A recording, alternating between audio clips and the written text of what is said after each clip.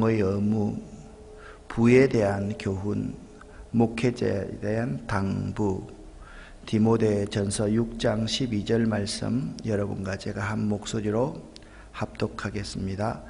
믿음의 선한 싸움을 싸우라. 영생을 취하라. 이를 위하여 내가 부르심을 받았고 많은 증인 앞에서 선한 증언을 하였도다. 아멘. 디모데전서, 디모데후서, 디도서 세 권을 목회서신이다, 그렇게 말을 합니다. 이 디모데전후서, 디도서는 목회의 원리가 잘 담겨져 있습니다.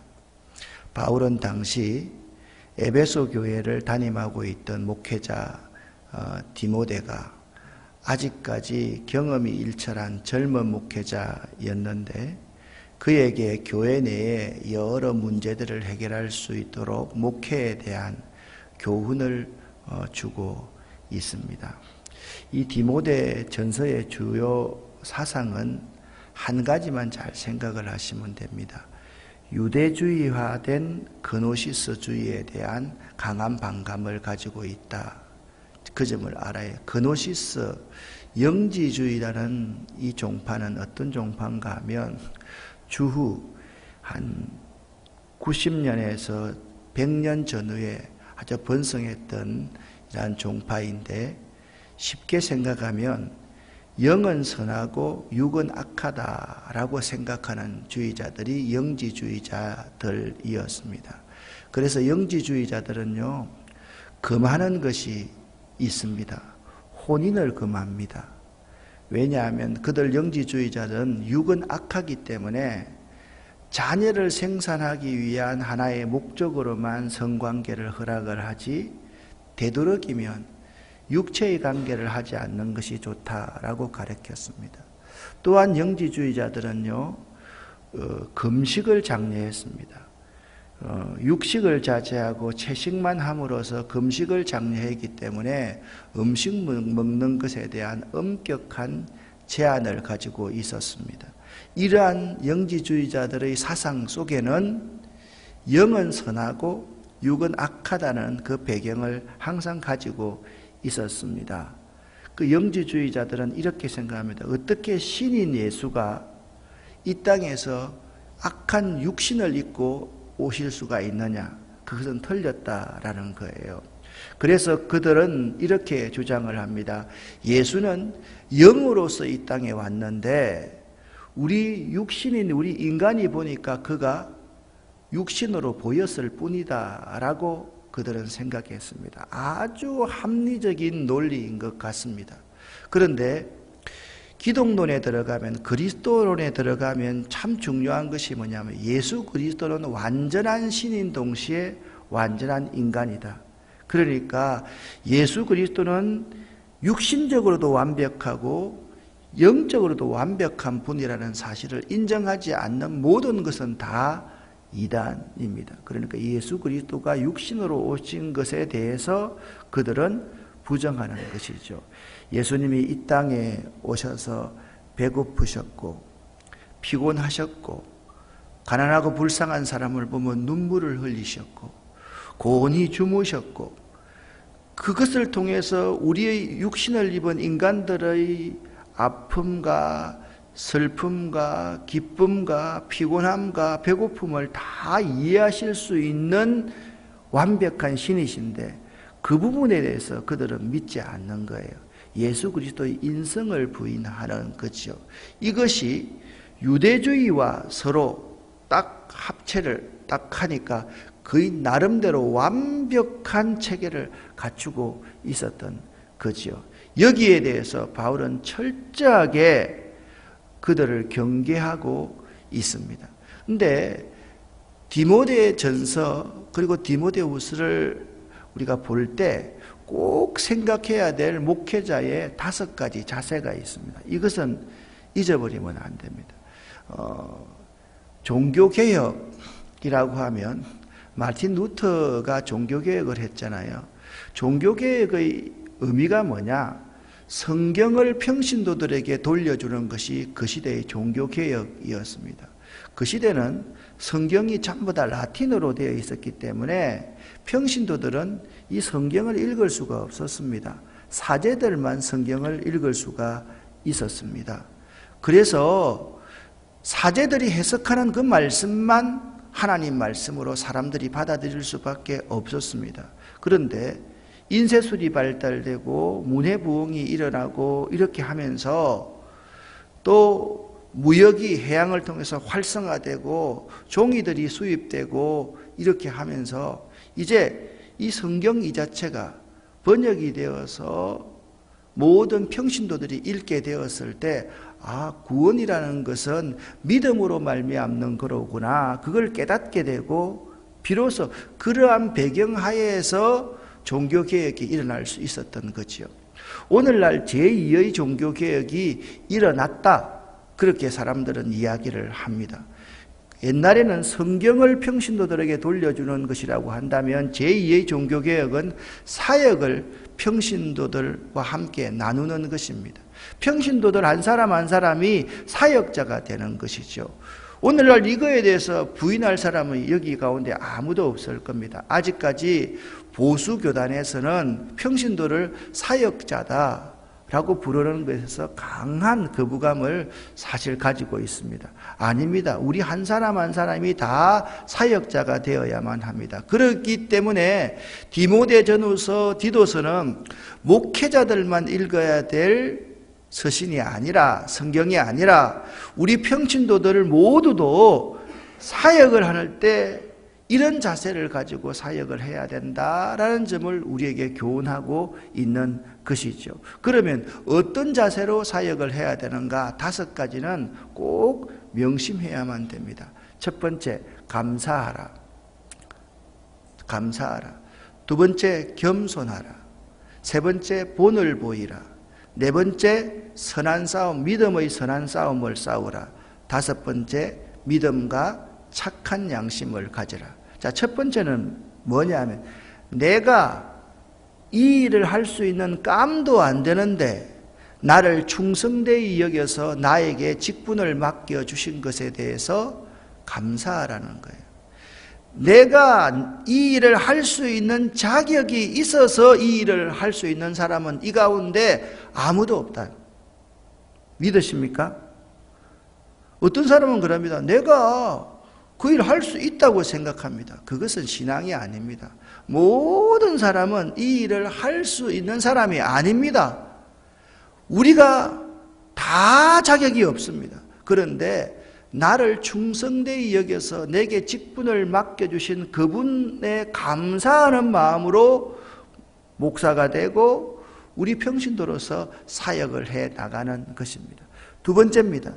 겸손하라 그랬습니다. 사도 바울은 말합니다. 나는 죄인 중에 괴수다 그랬습니다. 내가 가장 부족하고 내가 가장 연약하고 내가 가장 죄인입니다라는 이런 관점에서 상대를 바라봐야지 사역자가 되는 것이지, 나는 어렵고 나는 거룩하고 다른 사람은 천하다는 관점에서 바라보면 사역이 될 수가 없다라는 것입니다. 내가 가장 못된 사람입니다. 내가 가장. 사람이라는 것이 페르소나 가면을 쓰고 이렇게 살아갈 때가 참 많습니다. 교인들이 등록을 하면요, 저한테 그런 말을 합니다. 목사님이 참 인자하게 생겨서 참 좋습니다. 근데 여러분, 나를 아는 사람이 내가 인자해요, 인자 안 해요? 웃는 사람 보니까 인자 안 해요에 한 표를 찍는 것 같은데 참 그래요. 사람이라는 게 다 그래요. 가면을, 그러면 내가 그 가면을 벗어버립니다. 나 하나도 인자 안 해요. 성질도 더럽고요. 정말 참 안 좋아요. 저는 거침없이 그런 말을 합니다. 사실 그러니까요. 사실 그러니까 생각 한번 해보세요. 목사기 때문에 거룩하고 목사기 때문에 뭐 진실하다. 아니에요. 내가 참 그렇지 않다는 전제를 가지고 생각하면 내 스스로의 일에 대해서 더욱더 진중할 수가 있어요. 세 번째입니다. 본을 보일 수 있어야 됩니다. 섬김의 본을 보일 수 있어야 됩니다. 우리가 믿는 예수 그리스도가 어떤 분입니까? 섬김의 본을 보이게 하시기 위해서 종 가운데 가장 천한 종이 하는 사역을 했습니다. 어떻게 했습니까? 허리에 수건을 두르고 무릎을 꿇고 제자들의 발을 씻겼습니다. 베드로가 말합니다. 이렇게 하시면 안 됩니다 라고 했을 때 예수님의 대답은 너희로 하여금 나처럼 섬기게 하려고 내가 섬김의 모본을 보였다. 그렇게 말씀을 하고 있습니다.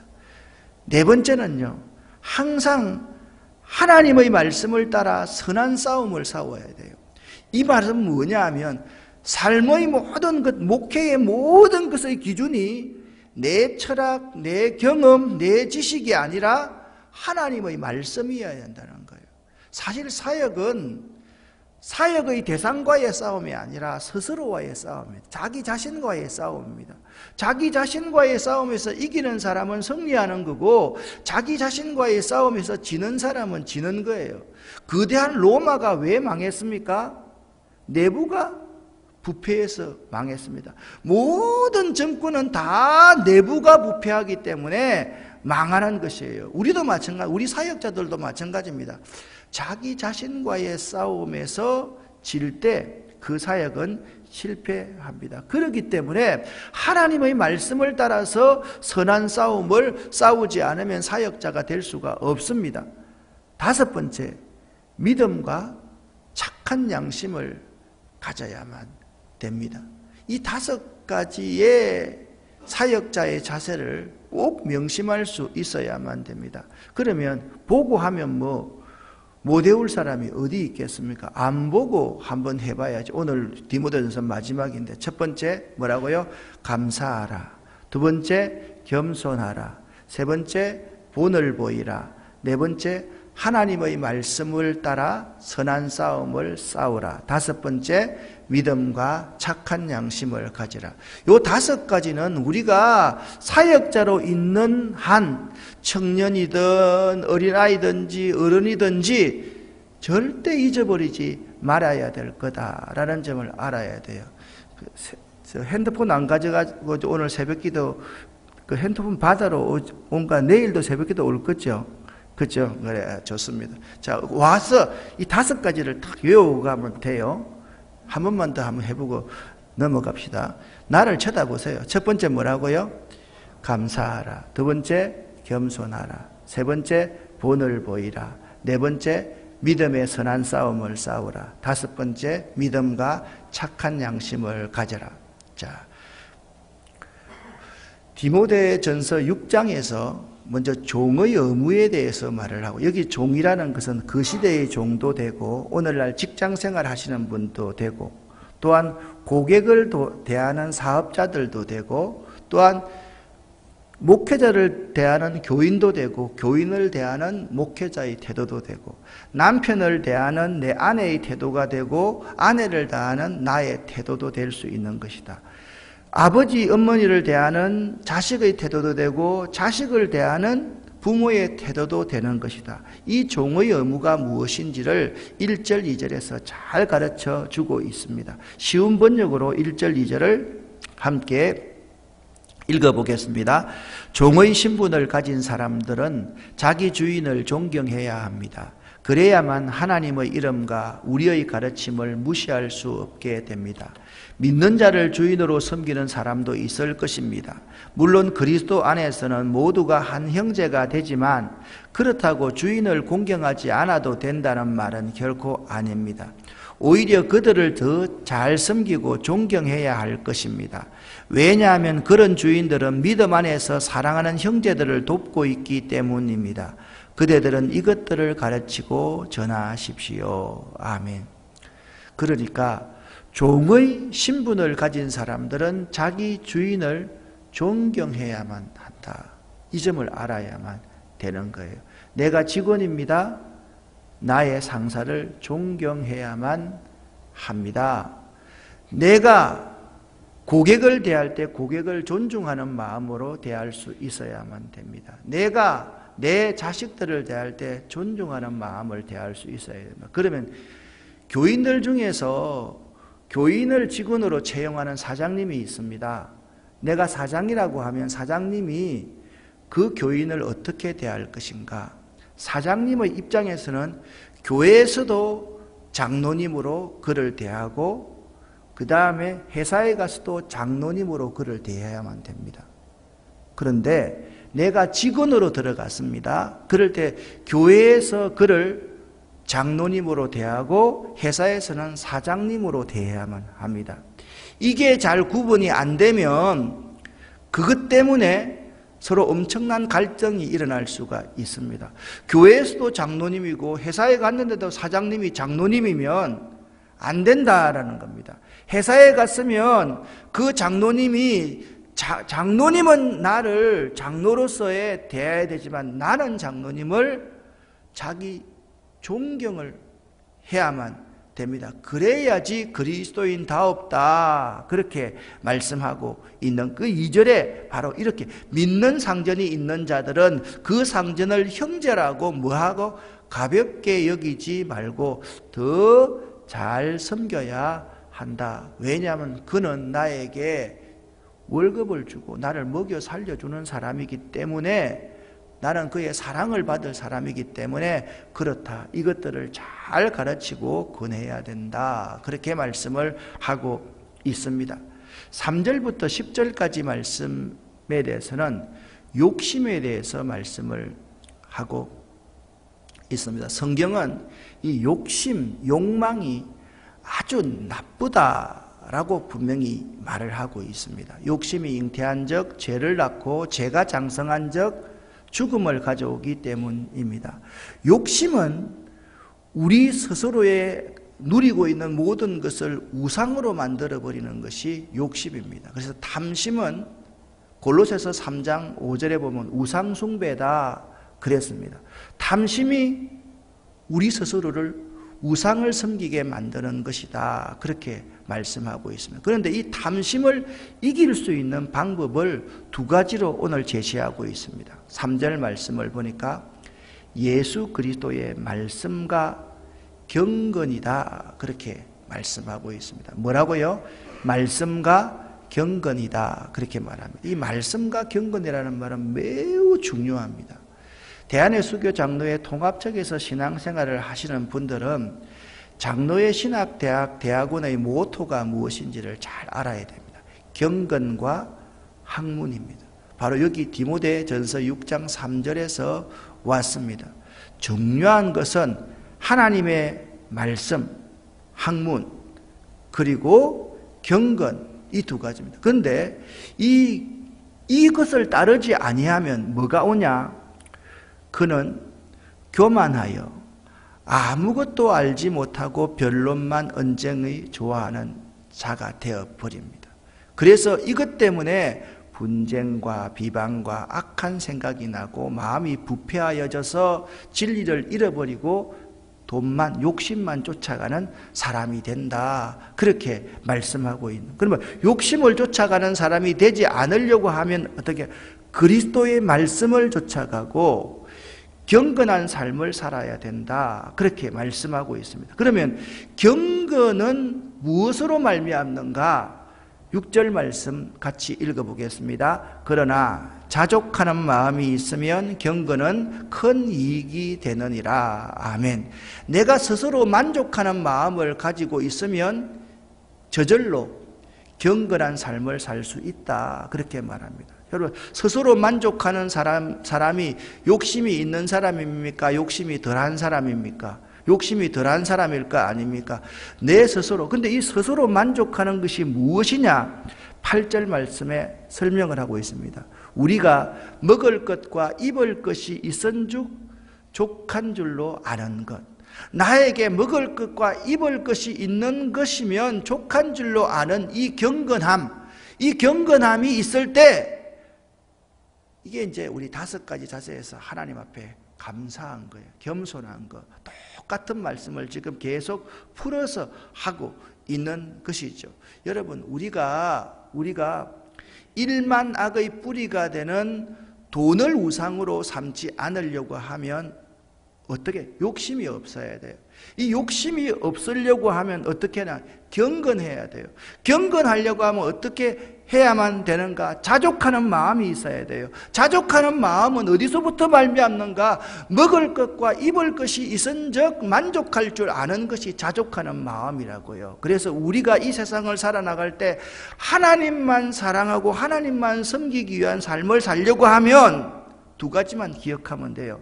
그리스도의 말씀을 쫓아가는 것과 경건한 삶을 살면 된다. 그렇게 9절과 10절 말씀을 함께 읽어보겠습니다. 부하려 하는 자들은 시험과 올무와 여러 가지 어리석고 해로운 욕심에 떨어지나니 곧 사람으로 파멸과 멸망에 빠지게 하는 것이라. 돈을 사랑함이 일만 악의 뿌리가 되나니 이것을 탐내는 자들은 미혹을 받아 미움에서 떠나 많은 근심으로서 자기를 찔렀도다. 아멘. 한번 따라합시다. 돈에는 눈이 있다. 다시 한번. 돈에는 눈이 있다. 여러분, 무지개를 따라가는 소년 이야기 잘 알 겁니다. 무지개를 쫓아간다고 해서 무지개를 잡을 수 있는 게 아닙니다. 우리가 돈을 쫓아가면 돈이 우리 손에 잡히는 것이 아닙니다. 우리가 하나님 말씀을 쫓아가고 나에게 먹을 것과 있는 것이 있은즉 만족할 줄 아는 자족하는 마음을 갖고 경건한 생활을 하면서 살아가면 내가 종으로서 나의 상전을 배나 존경하고 살아가면 돈이 나에게 따라오는 거예요. 그래야 돈을 버는 거예요. 명성도 마찬가지예요. 내가 정치하려고 하면 그 명성은요 다 우리에게 우상이 되고 그것으로 말미암아 내가 망하는 거예요. 돈을 사랑함이 일만악의 뿌리가 된다는 것은 뭐냐 하면 돈 사랑하다가 인생 종친다 그 말입니다. 권력 사랑하다가 인생 종친다 그 말 아닙니까? 우리가 정말 알아야 될 것이 먹을 것과 있는 것이 있은즉 만족할 줄 아는 자족하는 삶, 그것으로 말미암는 경건, 그것이 우리의 삶의 중심이 되어야 된다. 그렇게 사도 바울은 디모데에게 그 시대의 목회자로서 분명히 교훈하고 있는 것입니다. 자, 목회자를 위한 당부를 하고 있습니다. 목회자, 사역자는 어떤 사람이냐? 오직 너 하나님의 사람입니다. 따라합시다. 오직 나 하나님의 사람입니다. 오직 나는 하나님의 사람입니다. 그러니까 우리는 누구라고요? 하나님의 사람이라는 거예요. 하나님의 사람은 피해야 될 게 뭐예요? 예? 욕심을 따라 사는 거. 그거 피해라는 거예요. 욕심을 따라 살면 우상숭배할 수밖에 없다라는 거죠. 하나님의 사람이라고 한다면, 하나님의 사역자라고 하면 세상을 사랑하고 돈을 사랑하고 욕심을 따라 사는 삶을 피해야 된다. 그렇게 말씀하고 있습니다. 뭘 따라야 됩니까? 의와 경건과 믿음과 사랑과 인내와 온유를 따르고 믿음의 선한 싸움을 싸우라. 영생을 취하라. 이를 위하여 내가 부르심을 받았고 많은 정인 앞에서 이렇게 서약하면서 나는 장로가 되고 권사가 되고 안수집사가 되고 되는데 이렇게 살겠습니다. 그렇게 서약했다. 그 말을 하고 있는 것이죠. 자, 여러분, 우리가 사역자라고 하면 나에 대한 정체성을 바로 가지고 있어야 됩니다. 나는 누굽니까? 나는 하나님의 사람입니다. 이것만 우리가 기억하면 되는 거예요. 나는 누구라고요? 하나님의 사람입니다. 하나님의 사람이 세상의 가치를 따라가면 하나님의 사람입니까? 하나님의 사람이 아닙니까?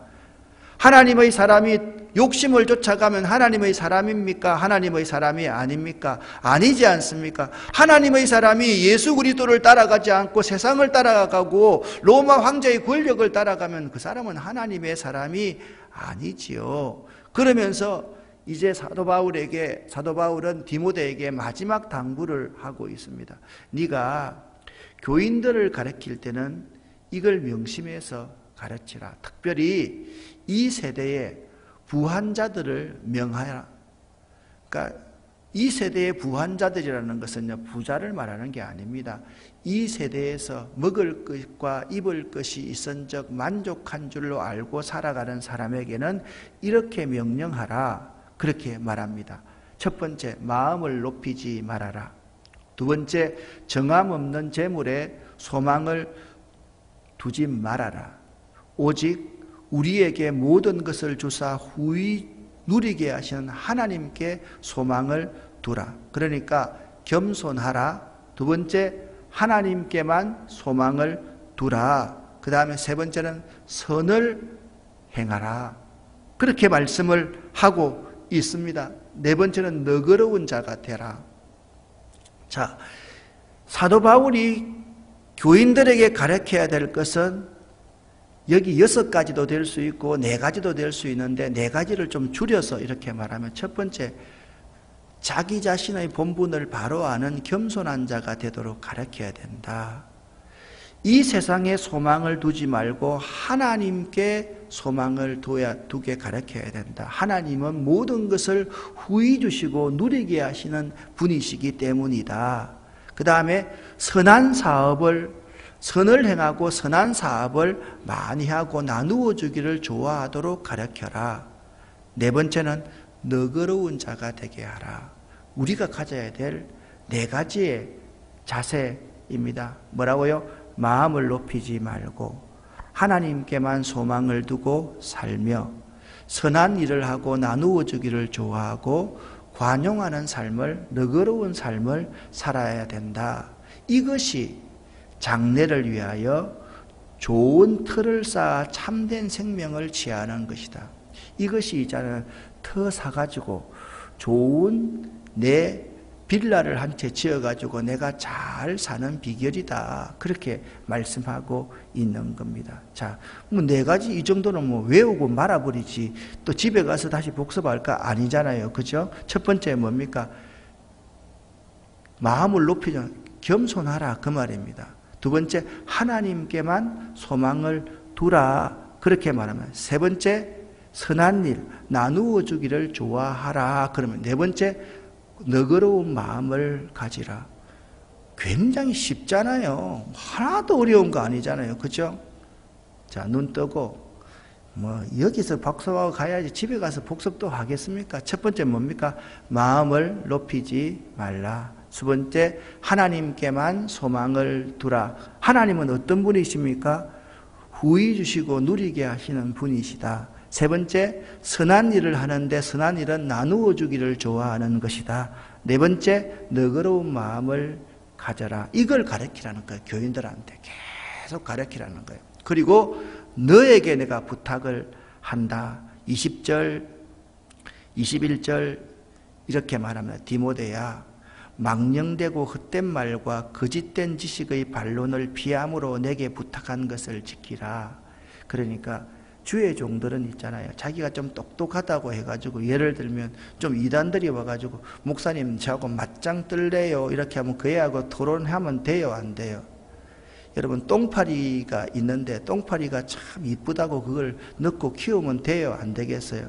그래, 안 되는 거지요. 똥파리는 잡아야 되는 거지. 그 아이들하고 같이 토론한다고 되는 게 절대로 아니거든요. 우리가 알아야 돼요. 피해야 될 것은 피해야 돼요. 지혜롭지 않고 자꾸 그 앞에서 서로 맞짱 뜨다가는요, 토론회가 이긴다고 해가지고 그 사람이 굴복하나요? 절대로 굴복 안 합니다.